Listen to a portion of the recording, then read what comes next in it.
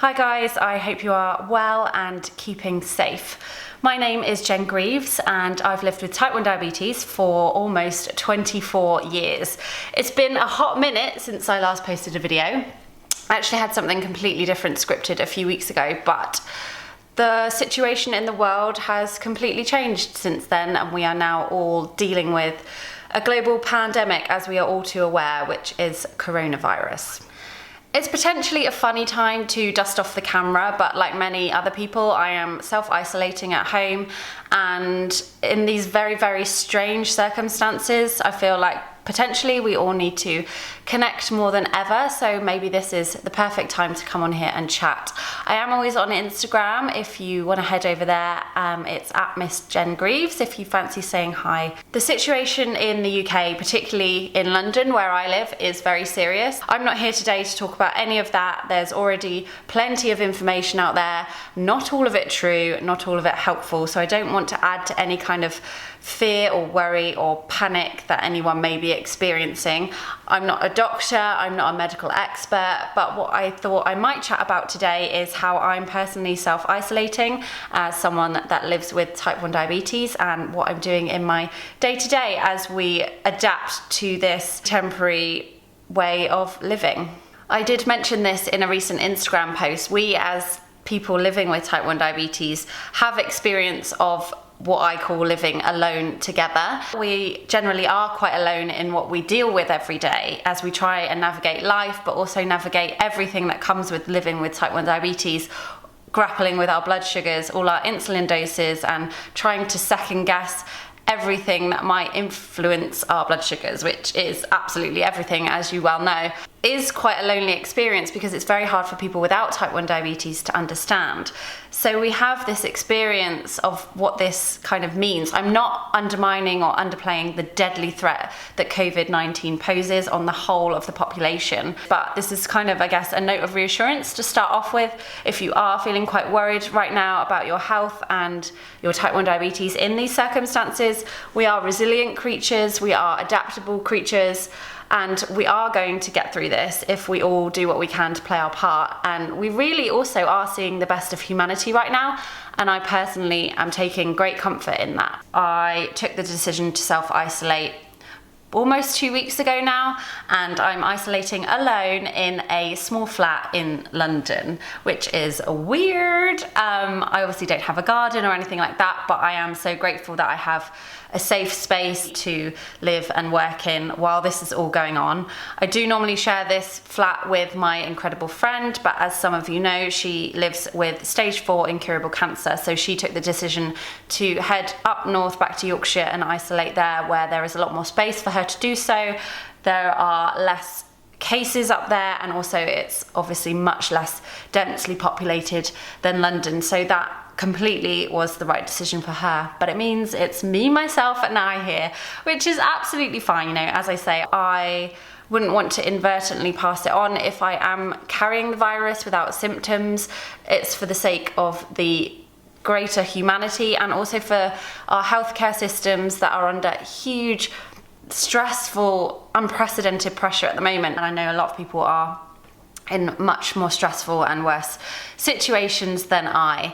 That being said, it definitely is a period of adapting, and it's a bit of a process to transition from working from home, and this is my home, my sanctuary, and it's also a place where I socialise with lots of people, so obviously that's not happening at the moment. So I thought I'd just talk through a few of the things I'm doing to keep myself healthy, to keep myself well, to keep myself sane, and to keep myself, communicating and ticking along as well. My first point here is about making a routine for yourself. I am a freelancer, which means my job situation is very precarious at the moment, but it does mean I have had some experience of working from home, working remotely, and working on my own time as well. So I have a bit of experience in making sure that I'm productive, and actually setting up a routine was really important to that. So I get up around the same time every day. I make sure I get washed and dressed properly. It can be so tempting to just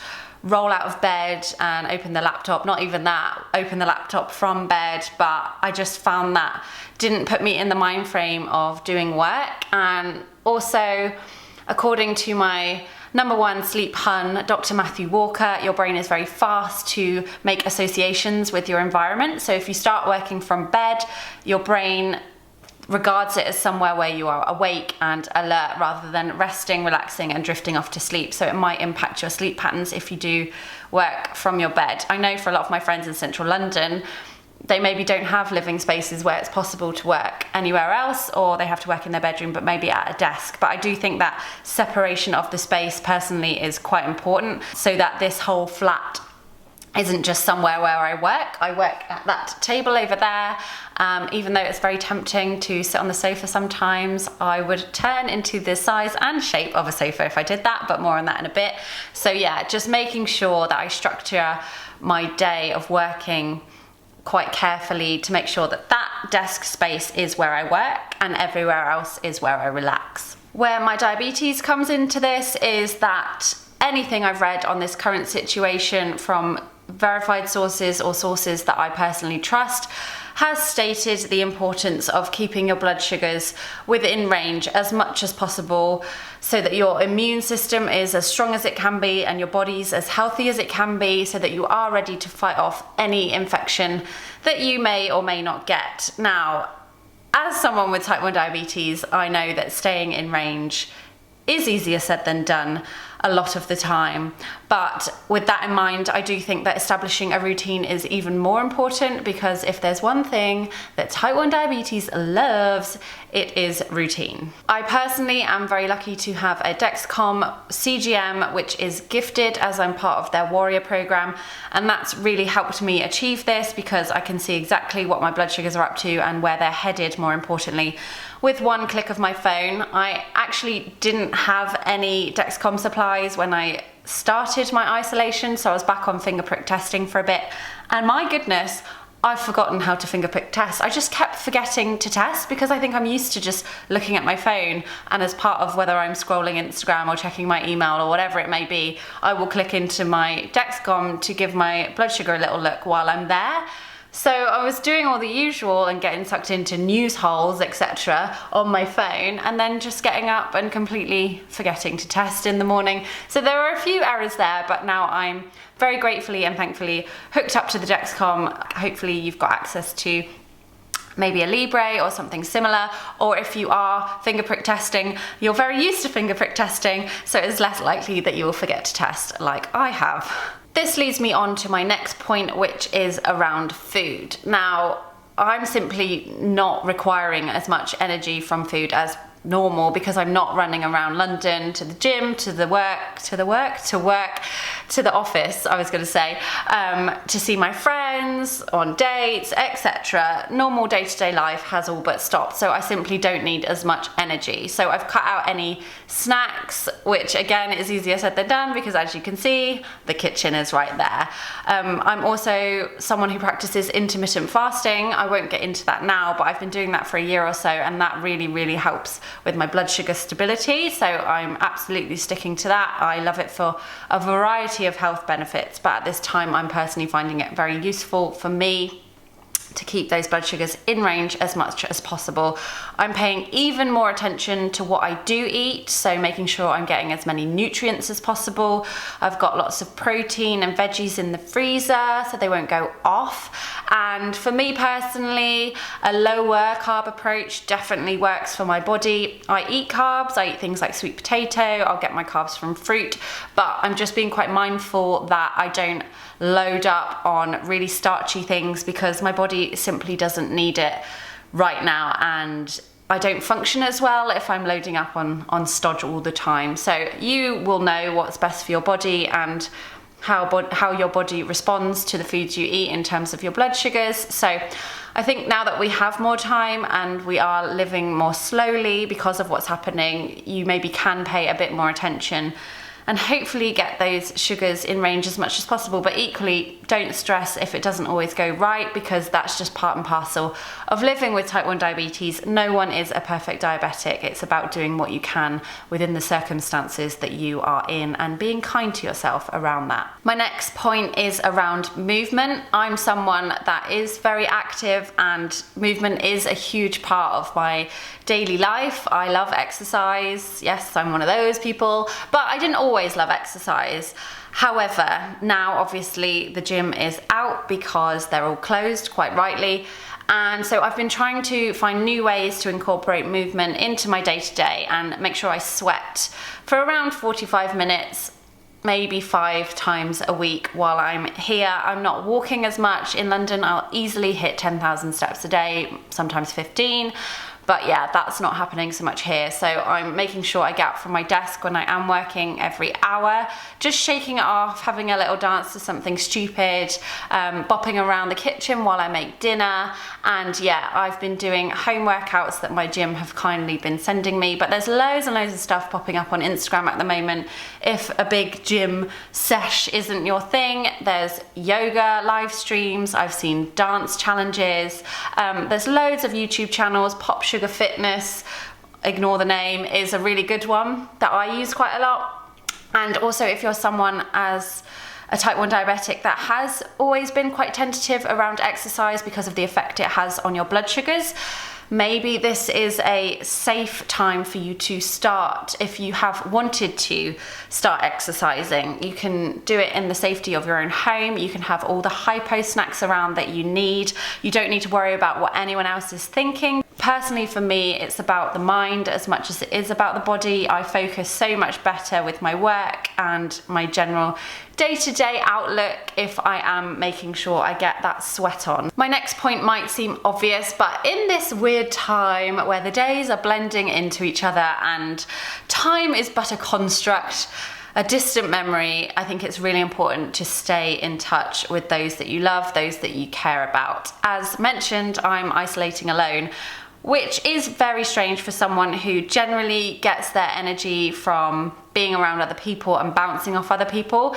That being said, I think I am a bit of an omnivore in that I do need to retreat a lot of the time, and a lot of the time that is actually around my health and making sure I'm getting enough sleep and looking after my type 1 diabetes. So it's doing what works for you. I'm ringing my mum loads because she's also on her own at the moment and isolating. I'm having virtual coffees with my friends on FaceTime. WhatsApp groups are on fire because everyone's bored at home. I've jumped into a few of my friends' virtual house parties for a dance. And you know what? I've had a FaceTime date or two because a girl's got to do what a girl's got to do, right?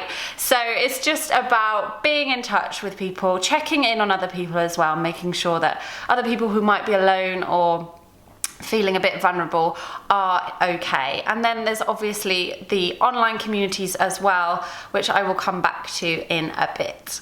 My next tip is almost the antithesis to the last one, but it's switching off what doesn't serve you. I think there's so much information flying around. We don't know what to think. There's so much noise. Everyone's on their phones, on their screens at the moment because they've got time. So there's a lot more content than normal as well. So if you're finding it overwhelming, do not engage with it. I'm on Instagram most of the time, although I'm trying to limit my time on there because it makes me feel good. I like to see what my friends are doing in this weird situation. And I follow accounts that bring me joy, make me laugh, fill my heart, or are helpful or useful in some way. Twitter, on the other hand, I just realized that at the moment, it's not particularly serving me. So I've switched it off. Easy as that. I took it off my phone. And that's not to say that people on there aren't helping or being useful. I personally, at the moment, have just found it very overwhelming and not serving me. So it's about setting boundaries to protect yourself. The same goes with the news. If the news is stressing you out, limit your time engaging with it, or stick to 1 or 2 verified sources that you trust that aren't going to make you feel a certain way about what's going on at the moment. It's all about those boundaries and looking after yourself and your mind. The next thing that I'm really trying to do is not to let myself worry unnecessarily or catastrophize about things that simply haven't happened yet. It just doesn't help. It's not productive, it's not useful, it just stresses me out, and with that it will then raise my blood sugars, because the cortisol and the anxiety absolutely has an impact on my blood sugar levels, which will then send them potentially out of range, which will stress me out even more. And as you can see, it can become a very easy downward spiral to fall into, and I'm just trying my best to avoid that. The situation is what it is. Not many of us know what's happening because it's so unprecedented. And I know there's a lot of stresses on people in terms of their livelihoods, paying your mortgage, keeping little ones entertained, worrying about elderly relatives. It is a very worrying time. So I'm personally looking at what I can change, what I can adapt to, what I can respond to right now, and leaving the rest alone. I think with that, trying to connect with hobbies that aren't anything to do with this, tactile hobbies that use your hands, that mean you're off a screen, things like playing the guitar or painting or drawing, stuff maybe that you've done in the past but has fallen by the wayside because life gets in the way, as it does, and now we've got a bit more time on our hands. Something like that might really help to reconnect you and to also de-stress you and decompress you. So I'm trying to get through the mammoth pile of books that I've had on my shelf for about 50 years. My last point links me back to the very beginning of this video, almost like I planned it, and that is to try and remember that even though you may find yourself physically by yourself right now, we are absolutely not alone. I truly, truly believe that. We are currently alone together as a globe, and we are seeing so much amazing stuff happen and communities thriving in the midst of this chaos. So go in, have a look, engage with what makes you feel good on whatever platform that may be, and leave the rest. The diabetes community is always thriving, but even more so now. I know that the wonderful Andrea at She's Diabetic has made a video around this. Michelle Lord in Canada is also covering this.